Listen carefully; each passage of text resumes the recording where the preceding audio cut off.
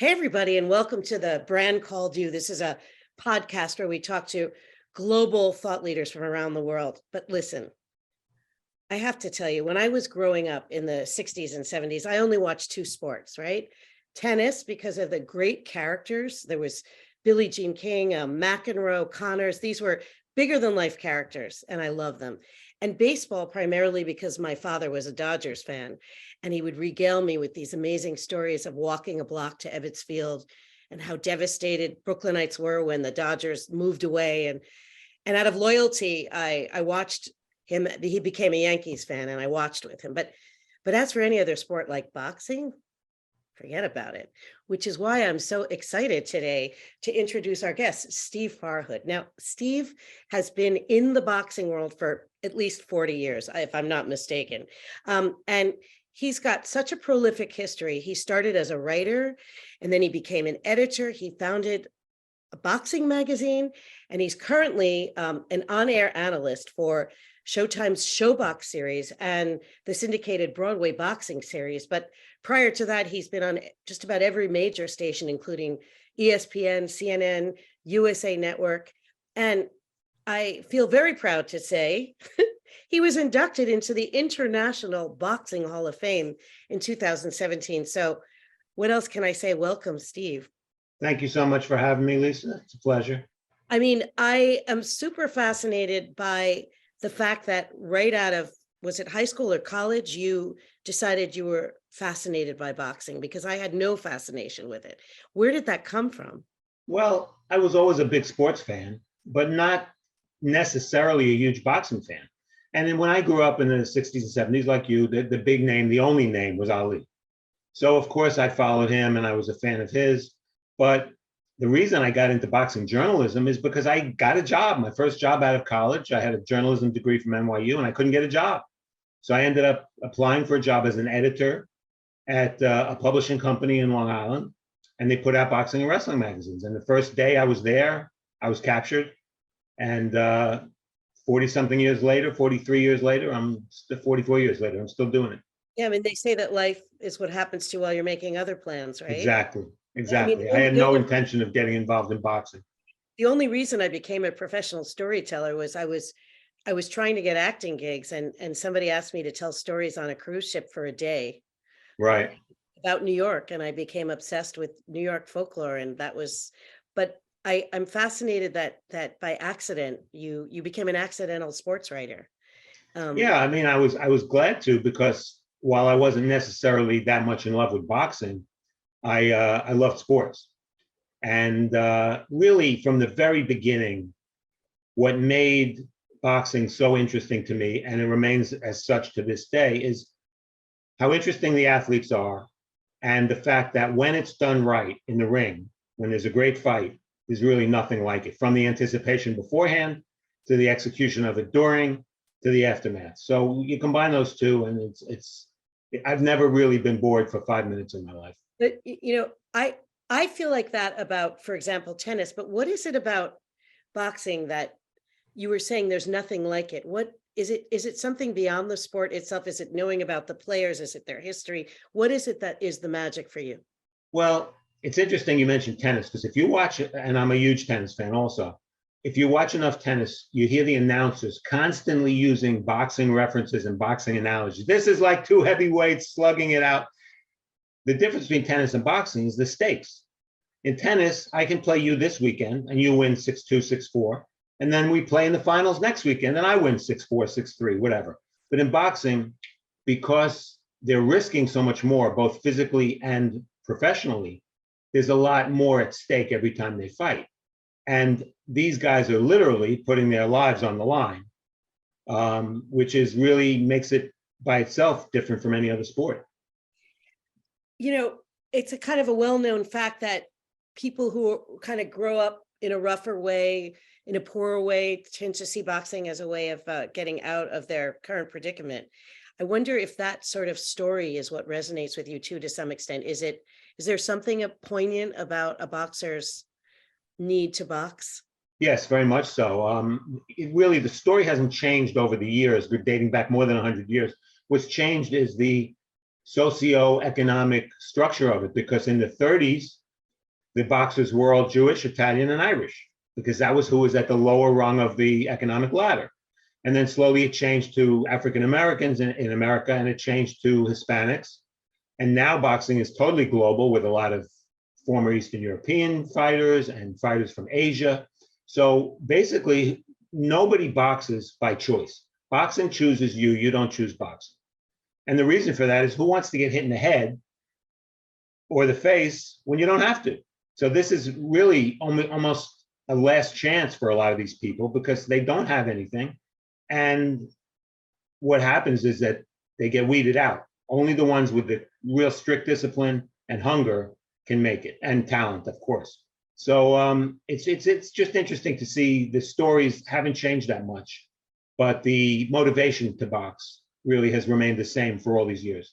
But now the financial stakes are so great. I have to believe even rich kids can see a potential there to be willing to do that. No?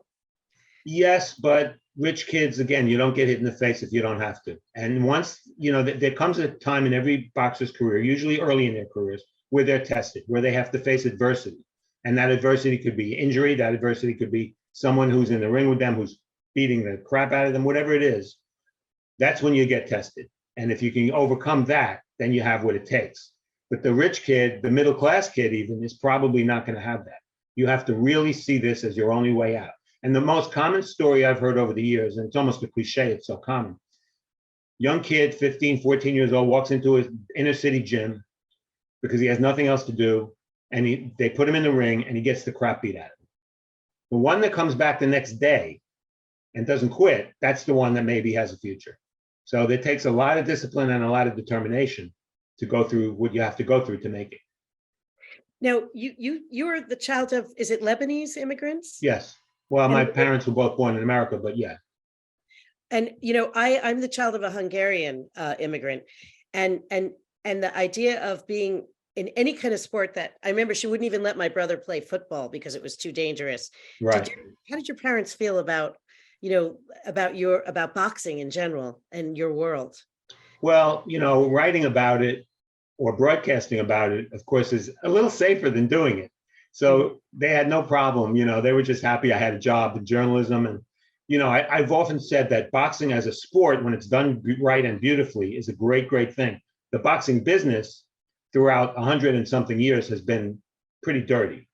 So to be in it in the media kind of frees me up from all the, financial risk and all the getting badly hurt and badly affected by the bad business. So it's really having the best of both worlds, because I'm part of the sport without committing myself, to being hurt by it. Yeah. I of course grew up in the era of the famous broadcaster Howard Cosell. Sure. One of the things, though, I remember so profoundly was when he would cover, for example, Billie Jean King, he would only talk about her looks, not her accomplishments. And I wondered, I kind of witnessed a certain kind of on-air broadcasting early on, but I also witnessed some incredibly lyrical broadcasting, people who really saw the poetry in it.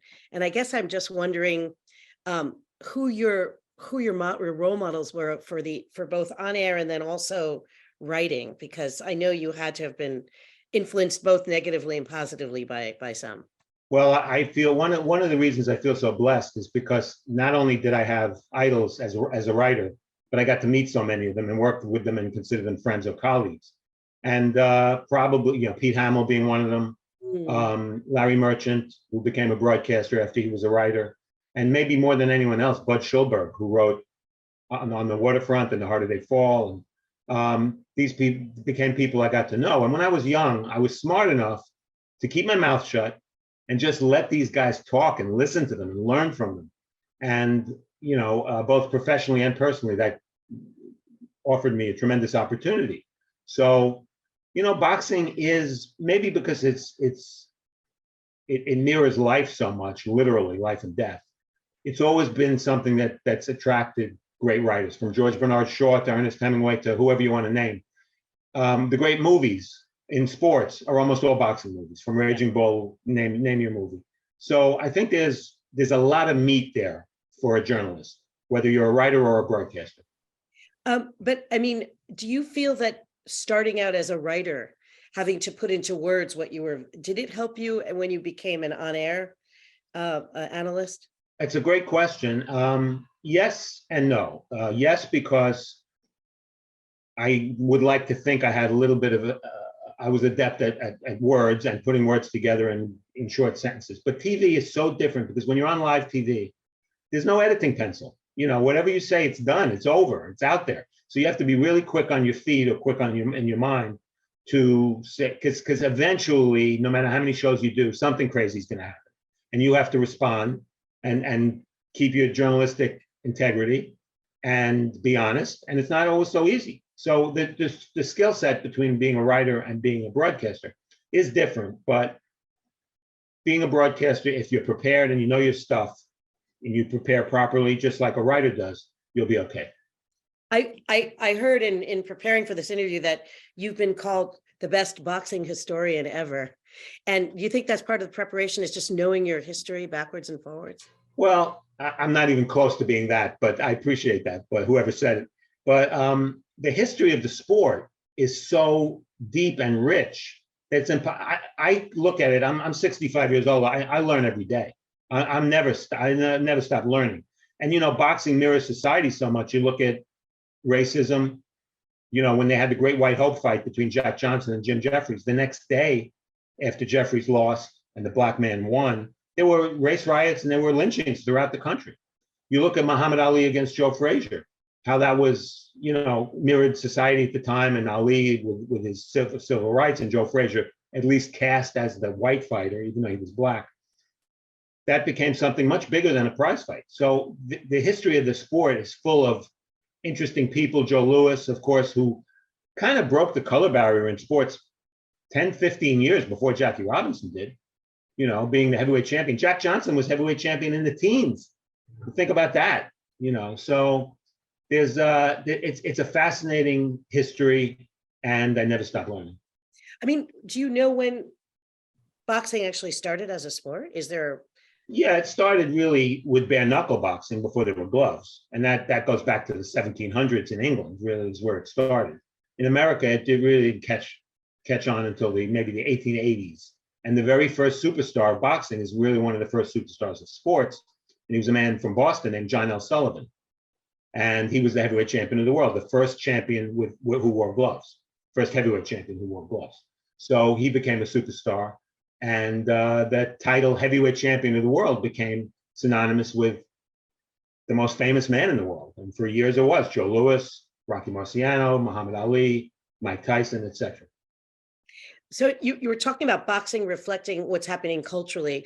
So obviously the fact that women are starting to play is part of that trend. And I can't imagine that a woman also would want to get her head bashed in. Is there like a different motivation for women to do this? I think there used to be a different motivation. I think in the early days, women came into boxing, professional boxing, at a much later age than men did. Men, if you weren't doing it by 15, 16 in the amateurs, you weren't going to be any good. Women tended to do it later. A lot of them didn't get into it until they were in their 30s. And their motivation in the beginning was mostly to lose weight, get in the gym, get in shape. Now you find a lot of women who are very much more similar to the men. They see this as an out and a chance to make money and provide for their families, because there is some money in women's boxing now. There never was before. Now the number, you know, the depth of the talent is thin compared to the men, but boxing is women's boxing is an Olympic sport, and that adds so much exposure and credibility to the sport. So yeah, having women boxing is great. A lot of men, especially my age, still are very uncomfortable with it. They don't like it. I have no problem with it. I find the athletes fascinating in their own way. And some of the best fights this past year have been women's fights. Who is one of the most promising women boxers coming up? There's a woman named Claressa Shields, who's from Flint, Michigan. She's established. She's a multiple-time champion. She won 2 gold medals, the only 2 times that women's boxing was in the Olympics. And her story is a hard-scrabbled story of a woman who was sexually abused as a child and grew up in very tough conditions in Flint, Michigan. And she's tough. I mean, she's really tough. So she's one. And the other one who's gigantic is a girl named Katie Taylor, a woman named Katie Taylor, who's from Ireland. And she is the biggest athlete biggest sports athlete, biggest idol in Ireland. And she's great. She's also an Olympic gold medalist, and she's undefeated as a professional, and she's charming and low key and fantastic. So those two, and there are a number of others, are, Layla Ali going into boxing, Muhammad Ali's daughter. This was many years ago. That helped the sport because Layla was attractive, which broke a lot of the stereotypes of what a boxer should look like. And she had the name Ali. So, and she was very good. She became very good. So that helped a lot as well. She was very influential. Are women's the fact that women are coming into the sport, is it changing any of the rules? Are they absolutely the same? Do they have to make adaptations? The only real change is that the rounds are 2 minutes long, not 3 minutes long. And a lot of the women are campaigning to make it 3 minutes. Otherwise, it's pretty much the same. The rules are the same, the scoring is the same, and there's really not much of a difference. What about now that we know so much about brain damage and things like that? Is there any kind of, will there be any kind of adaptation based on what we know now from the new science that we're able to? Well, that also is a great question, and it's a very frustrating question for those of us in boxing because, you see in football, because of the predominance of brain damage, they try to change the rules a little bit to protect the players. Well, in boxing, you can't. If the idea is still to render your opponent unconscious, how are you supposed to make that safe? You can't. You can't put on headgear. There's never been any tests that headgear helps or limits the punishment you take. It's very difficult. And if there's any boxing media out there who doesn't admit to questioning the boxing as a sport, the humanity of it, then they're full of it. Because I've seen myself in fights that I was attending, 6 people die in the ring in 6 different fights. And if that doesn't make you question the sport, then you don't have a heart. So sometimes it's very difficult to justify doing what I do or justify the sport itself, because let's face it, the point of the sport is to inflict damage. And the easiest way to win is to knock your opponent out. And that means concussion. And then sometimes that means something as severe as death. I mean, it's hard to believe in our often woke, politically correct culture that we still sort of readily engage in so many kind of sports. But I also heard a minister once say, better to get rid of all a city's churches than its sports fields. That there's some other accommodation that it's fulfilling that is clearly going on, despite. Well, for all the negative, and there's plenty of negative, the idea of taking a 13-year-old inner city kid and bringing him to a boxing gym where if he's going to make it, he has to show a lot of discipline, a lot of determination. That's a life-changing thing for someone that young. It's keeping him off the streets, keeping him away from drugs and violence. The violence in the gym, of course, is a different kind of violence. It's a controlled violence. And, ultimately, in justifying boxing, I point to that and say, that you can't put a price tag on something, how valuable something like that is. Well, I mean, plus it's so aspirational, which, is so American more than, Right. I feel like more than any other country in a way. We allow ourselves to dream and think big, and there's this idea of transcending place and class that I've come to learn is not necessarily, doesn't really exist in a lot of countries. Yeah, very true. And the one of the common misconceptions, though, about boxing, people see the big names, the Mike Tysons, the Evander Holyfields, whoever it is, and they see the money they make. Well, that's made by a very, very, very small percentage of the fighters. They're not all millionaires. They don't all fight for $1 million. A lot of them are abused financially and in business because they're not savvy. And there's a lot of the downside, as well as for every success story you hear, there's many, many failures. So I have to ask you about this. Did you witness Tyson biting Holyfield's ear? I was there. Tell me about that, because I remember that. Well, nobody who was there would ever forget it, or saw it would ever forget it. But I was there. I was covering for the magazines, and he did what he did, Tyson. And I knew right away what he did. I could tell, even though I wasn't that close to the ring. I could tell by where his face was and the reaction by Holyfield. And all hell broke loose. Of course, this was at the MGM Grand in Las Vegas. And what I remember most about that night was about an hour after the show, Nigel Collins, who was a colleague of mine at the time, and I said, let's go up to the lobby of the hotel, the MGM Grand. We went up to the lobby, and in the lobby of this big, huge hotel, 1 hour after the incident had taken place, there were bodies strewn throughout the lobby. not moving bodies. It looked like a Civil War reenaction. So I said to a couple of security guards, are they dead? He said, no, they've been trampled. So what happened was, when what happened, there was chaos in the casino, and people overturned tables and stole chips and ran around, and there was a mass exodus of the hotel, and people were trampled, and they were badly hurt. And I just remember, I will remember saying, I will never forget this sight, because that was a crazy night. And that's the kind of thing, as bad as it is, that's the kind of image that you don't lose, and that boxing provides, that where other sports may not. That doesn't happen at a baseball game. Well, it happens at soccer matches, doesn't it? Yes, yes. Let me ask you, Sam, what were some of the other most memorable, strangest, unforgettable moments in your brain that you? Well, there's an old saying, if you're a boxing writer or a boxing broadcaster, that you're really not officially doing it unless you've been involved in a riot. And at Madison Square Garden in the 90s, there was a heavyweight fight, two big names, televised by HBO. I was there covering again for the magazines. And there was a riot that started in the ring and escalated very quickly to the audience. And this is Madison Square Garden. There are probably 15,000 people there. And I just saw, first of all, I was in the press section, which is between the ring and the audience. And things were getting out of hand very rapidly. And there were no police there and no security guards could be seen. And I remember saying, I got to decide what to do here. I got to get out of here. And the best part of the story is that the BBC, so keep in mind, in England, it was maybe 5 a.m. The BBC calls my house, because I had been interviewed by them many times in the past, wakes up my wife, Marcia, who you know, and says, can we get in touch with Steve Farhood? There's a riot going on in the garden. And she says, what? So she puts on HBO and basically gives them a report off HBO of what's going on.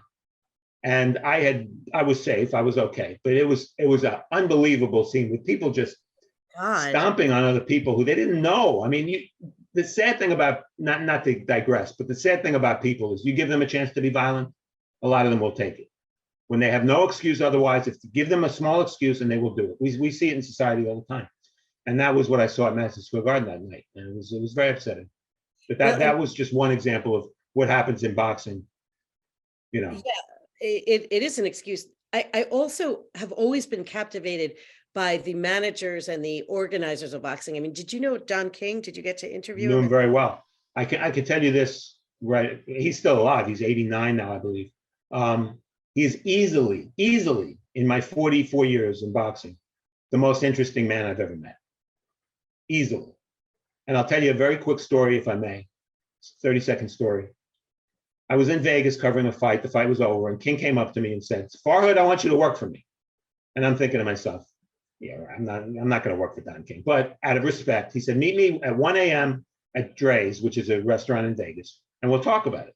So 1 a.m. comes. I figured I'm not taking the job no matter what he offers me, because I'm not working for Don King. But anyway, I'll go out of respect. So I walk in, and I see King standing up at a table with 8 other people surrounding him.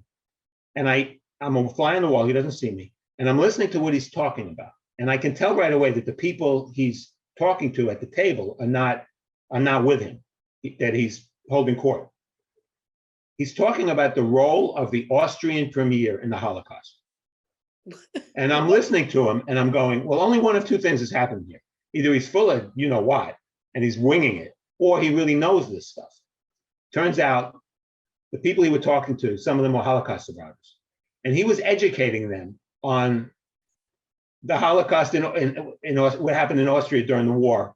And I'm going, I never talked to him about the job. I left after a while, whatever. He never bothered me again. But seeing him in that setting was amazing. I mean, this is a self-taught man who was in jail when he was a young man, for years, and educated himself. I saw him on a plane once, and I think you can tell a lot about a person by what they read. Very interesting to see. So I saw he was reading. He was in first class. I was in first class. Out of respect, I went back to say hello. He was reading Plato. I mean, who reads Plato on a plane? So I was very impressed. He's a fascinating guy. Super interesting. And I guess Donald Trump was involved in boxing for a while, right? He was. He promoted some of Tyson's biggest fights when he had his Trump Plaza hotel in Atlantic City. And one time I went up to him. He didn't know me, but I went up to him and I asked him, Don, can I borrow 20 till payday? just to throw him off. But yeah, it's hard to believe he became president after being a boxing promoter. Was he a good promoter? He owned a hotel, so yeah, he wasn't bad. He certainly promoted a lot of big fights with Don King. There you go. I mean, you have so many stories, but I'm sort of fascinated also that you wrote a book, right? 20th I wrote a century. book in the 90s, yeah. And What was that about? that was really a compilation of what had happened in the century in boxing year by year. Wow. So yeah, it was fun to do. I'm glad I did it, but I still love writing. That's really what I am at heart, much That's your more than a passion. broadcaster. So what do you still have left to write in you, and what's in your imagination? Will you be writing another book? Tell me. I'm too lazy at this point to write another book. I'm too old and too lazy. I've done it. I'm glad I did it. But boxing provides plenty of storylines to write and to dig in. And, if I were a little younger, maybe I would do another book or two. But right now, I'm happy doing what I'm doing, writing for Showtime a little bit, doing features and whatever. Yeah. Just briefly though, you also, didn't you were the founder, you founded a boxing magazine, right? You didn't Yeah, when just, I was only 23, KO Magazine. And that was in 1980. It was for that first publishing company that I worked for. And that became the competitor for the Ring magazine. And the Ring magazine goes way back, and I became editor of the Ring years later. So I was fortunate enough and given the opportunity by other people to work at the highest level, which I really appreciate. It was yeah. very beneficial. Wow, wow. And then, I mean, my final kind of question was, I remember during 9/11, people don't realize this, but New York is so competitive. Even people who wanted to help and be altruistic had to compete for spots. I Yeah. offered to do storytelling in a public school that they had brought all the kids in that didn't have a place to go to school. And they said to me, maybe we'll put you after the snake eye and before the magician. We'll have to see. Right. So, but I know that you did a benefit, right? That was pretty successful. How did that? Yeah, it's probably maybe the proudest thing I've ever done, because I did it all myself. But I had the day after 9/11, my wife went to Chelsea Piers and worked as a just helping people talk. She got in? She got into Chelsea Piers, and and then people, just poured their hearts out. People were missing people and everything was terrible. So I said, I got to do something. I don't know what I'm going to do. So I went to Gleason's gym in Brooklyn. I said to Bruce Silverglade, who runs the gym, let's do a benefit here. And what I did was I got all these former fighters, big name former fighters from the New York area, and had them spar each other, silly, fake fighting.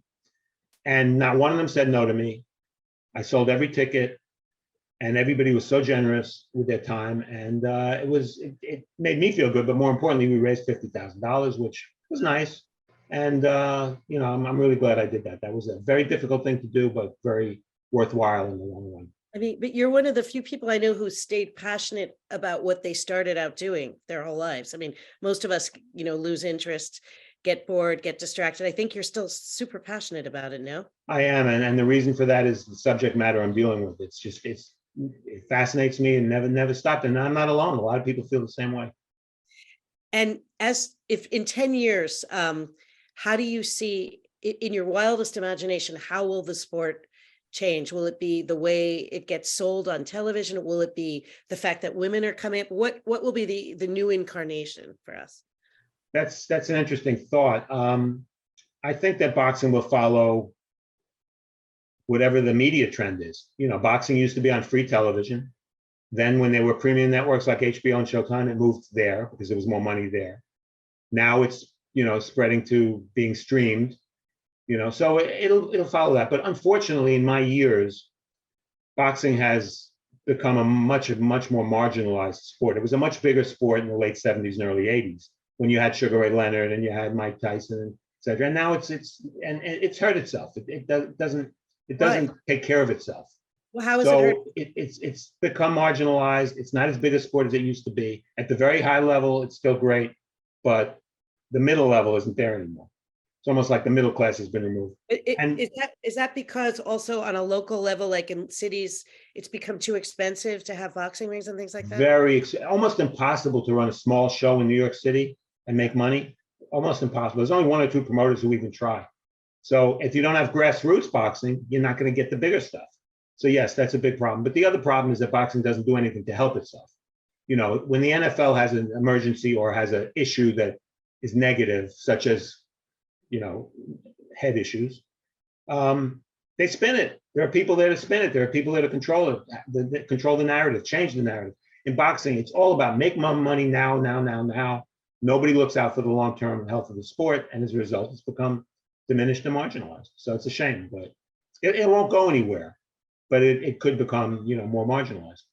Yeah, although I'll be curious to see as women emerge how that changes things. They might, take it in their own hands. I don't know. I think that will be the case because a lot of the men who are my age will filter out, and younger people will be more willing to accept that.